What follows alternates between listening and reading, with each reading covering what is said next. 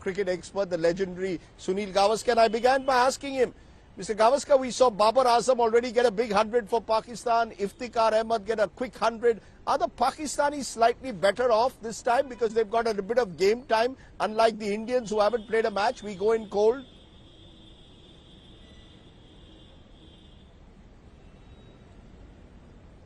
Well, they certainly have the advantage of game time under their belt, and game time against top quality of opponents like Afghanistan. Afghanistan pushed them in the matches that they played against Nepal. It might have been an easy win, but at the end of the day, game time is certainly an invaluable commodity, and Pakistan have it. But then, of course, once the toss is done and the first ball is bowled, then it's up. Everything is again level pegging.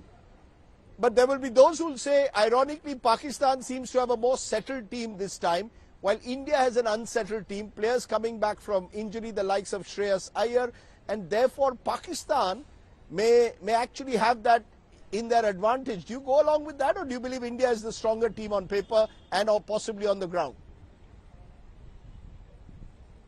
Not at all. I don't think it's an unsettled team. It's just that, some of the senior players took a break to be ready, to be fresh for this tournament and the World Cup that is going to happen. I don't think that you can say that the Indian team is unsettled.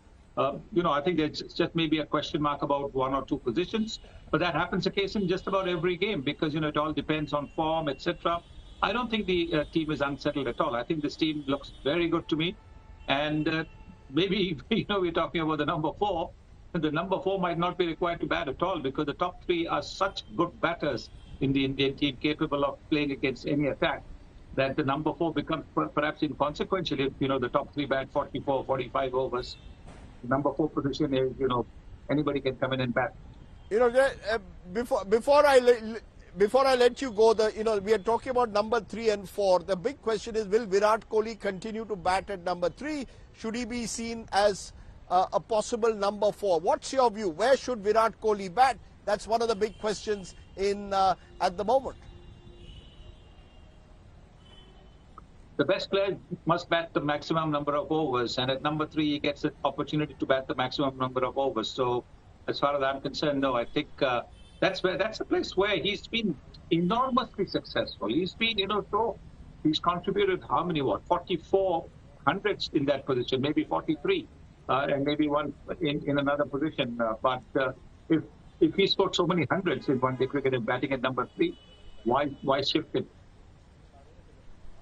Sunil Gavaskar speaking to us earlier what to expect in the Indian team. We'll have much more of him, of course, in the days ahead.